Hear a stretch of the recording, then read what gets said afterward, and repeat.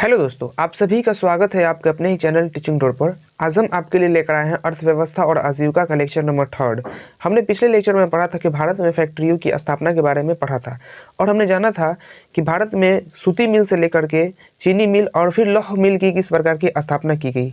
इसी क्रम में Tata iron and steel company की भी स्थापना हुई, जिसके अंदर जमशेदजी टाटा ने महत्वपूर्ण भूमिका निभाई थी।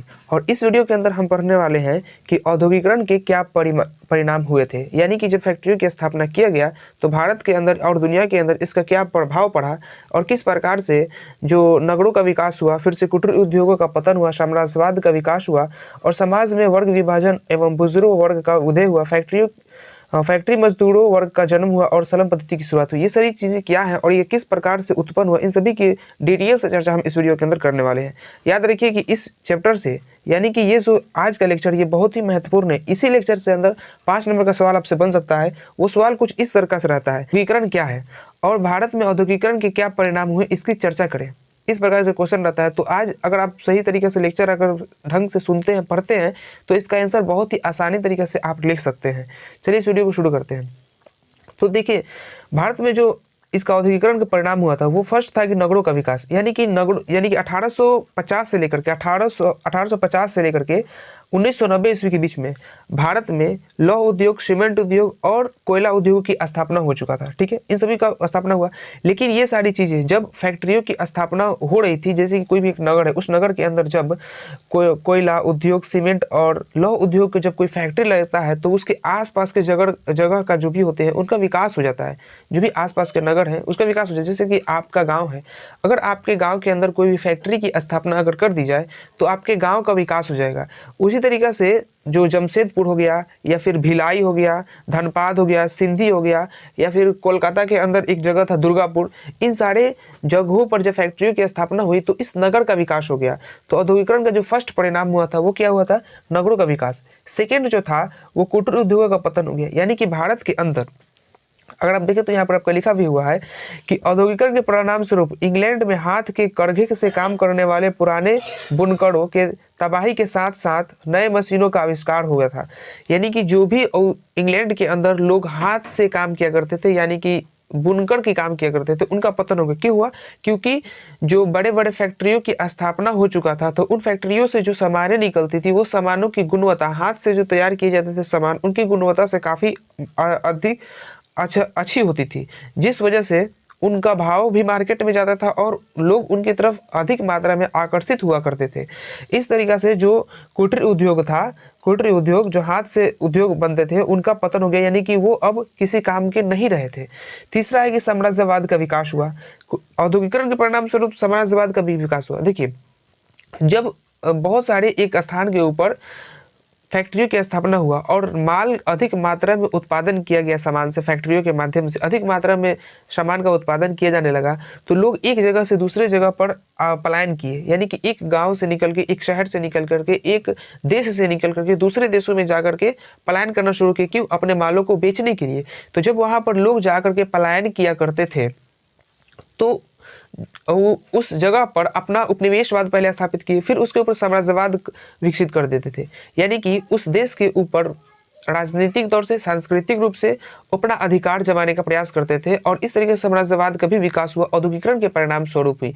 यानी कि किसी देश के अंदर गए और वहाँ पर जाकर के अपनी खुद की कंपनी स्थापित कर ली है और उसके सरकार को टैक्स भी ना दिए और उनकी जो वहाँ का मूल जनता है, उनके जो मौलिक अधिकार है उनको भी वंचित कर देना। तो यही साम्राज्यवाद का इस तरीके से विकास हो गया। जिस तरीके से इंग्लैंड वासियों ने आए थे हमारे देश के अंदर और हमारे देश के अंदर आकर के अपना पहले उपनिवेशवाद स्थापित किए, फिर ईस्ट इंडियन कंपनी की स्थापना किए, तो वो भी हमारे और आस्ता आस्ता करते करते वो क्या करे, हमारे देश के ऊपर अधिकार कर लिए। तो यहीं से साम्राज्यवाद का भी विकास हुआ। क्यों? औद्योगिकरण के परिणाम स्वरूप ही हुआ था।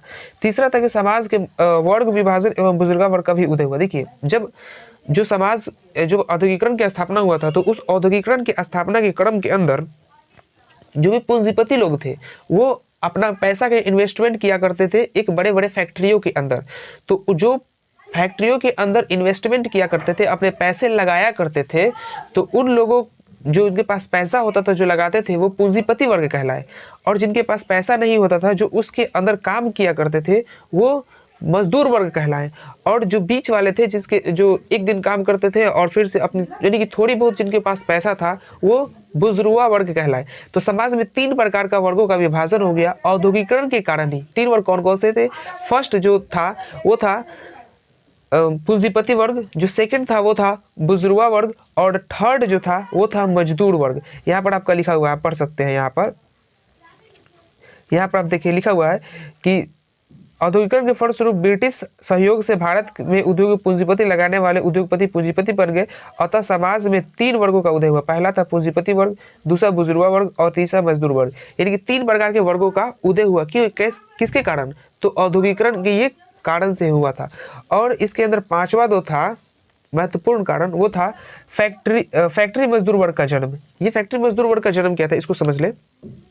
ये था कि जब औद्योगिकरण ने नए तरह के मजदूर वर्ग को जन्म दिया, एक नए किस्म का मजदूर जन्मे। हम लोग तो मजदूर वर्ग पढ़ते थे, लेकिन ये फैक्ट्री मजदूर वर्ग कहाँ से आ गया? एक नया वर्ग का जन्म हुआ। ये क्या था? क्या कोई आसमान से टपका? नहीं। जो हमारे यहाँ पे मजदूर लोग थे, उन्हीं में से कुछ फैक्ट्री मजदूर वर्ग कहलाए। जैसे उन लोगों से काम बहुत ज़्यादा लिया जाता था, जो फैक्ट्री में जो भी लोग काम करते थे उनसे काम बहुत ज़्यादा लिया जाता था, उनकी उचित मजदूरी नहीं दी जाती थी। वही फैक्ट्री मजदूर वर्ग का है। यानी कि फैक्ट्री के अंदर होते हुए भी वो सही तरीक़ा से अपने जीवन यापन नहीं कर पा रहे थे, वही फैक्ट्री मजदूर वर्ग कहलाए। और छठा है सलम पद्धति की शुरुआत। देखिए सलम पद्धति की शुरुआत, जो लोग फैक्ट्री के अंदर जाकर के काम करते थे, तो जो भी लोग जाते थे काम करने के लिए फैक्ट्री के अंदर, उनकी उचित स्वास्थ्य की व्यवस्था नहीं किया जाता था। स्वास्थ्य की उचित व्यवस्था का प्रबंधन नहीं था। और जब वो काम भी करते थे तो उनकी मजदूरी भी कम, छोटे छोटे कमरों के अंदर उनको रखा जाता था, भोजन का सही से व्यवस्था नहीं, साफ सुथरा की कोई व्यवस्था नहीं। तो यहाँ से भी सलम पद्धति की भी शुरुआत हुई। यानी कि लोगों ने ये देखा कि भाई हम जब यहाँ पे काम कर रहे हैं तो हमको उचित मजदूरी भी मिलना चाहिए, प्लस में रहने के लिए हमको सही स्वच्छ वातावरण की भी ज़रूरत है। तो यहाँ से सलम पद्धति की भी शुरुआत हुई। तो इस तरीके से हमने देखा कि भारत के अंदर या फिर पूरे देश के अंदर, पूरी दुनिया के अंदर, खासकर इंग्लैंड के अंदर औद्योगिकरण के क्या परिणाम हुए थे। तो हमने 6 परिणाम को पढ़ा। पहला पढ़ा कि नगरों का विकास हुआ, कुटीर उद्योगों का पतन हो गया, यानी कि छोटे छोटे जो हाथ से बुनकर चरखे वगैरह का काम होता था वो सारे बंद हो गए। साम्राज्यवाद का विकास हुआ, यानी किसी देश के ऊपर जाकर के अपना अधिकार जमा लेते थे लोग। फिर से समाज में वर्ग विभाजन एवं बुजुर्गा वर्ग का 3 प्रकार के वर्गों का विभाजन हुआ, जिसके अंदर हमने पढ़ा कि पहला पूंजीपति वर्ग पढ़ा, दूसरा हमने पढ़ा मध्यम वर्ग, तीसरा हमने पढ़ा बुजुर्गा वर्ग, जो 5वां था फैक्ट्री मजदूर वर्ग का उदय हुआ, और छठा हमने पढ़ा कि सलम पद्धति की भी शुरुआत हुई। तो ये हम 6 के बारे में पढ़े, जिससे क्वेश्चन आपका बहुत ही और आने का बहुत ज़्यादा चांसेस रहता है एग्जाम के अंदर। तो हमने ये चौथा लेक्चर भी आज आपको कंप्लीट करवा दिया। इसके अंदर 2 लेक्चर और बनेंगे। जो सेकंड लेक्चर वो बहुत ही महत्वपूर्ण और उससे ऑब्जेक्टिव क्वेश्चन बन सकता है। तब तक आप इस वीडियो को देखिए और समझिए, और इसे अपना नोट्स जरूर बनाइए इस वीडियो से। मिलते